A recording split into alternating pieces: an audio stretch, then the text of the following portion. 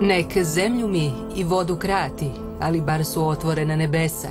Onamo idem. Neka i svijem vlada, al uzduhom ne vlada minus.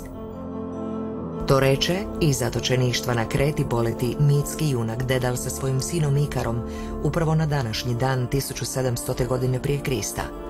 Ne zna se tko se dosjetio ovog datuma, ali zna se da je njihovu legendarnu priču sačuvao nam i najbolje prepričao slavni Ovidije u Metamorfozama.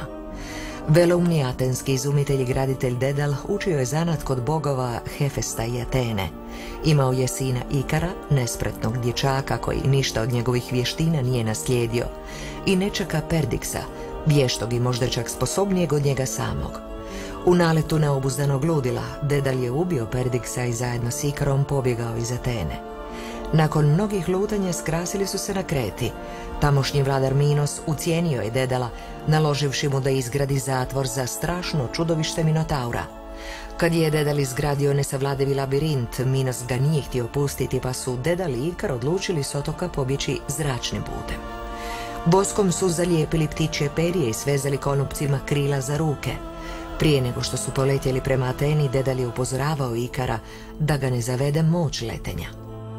Sunce je otopilo vosak sa dječakovih krila i on je pao u more i utopio se.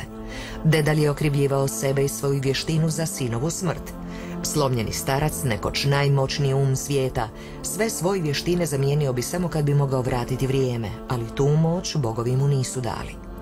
Dedal se zarekao da više nikada neće uporabiti krila, a čovječanstvo će pričekati još mnogo godina dok novi entuzijasti, izumitelji i graditelji ponovno ne polete.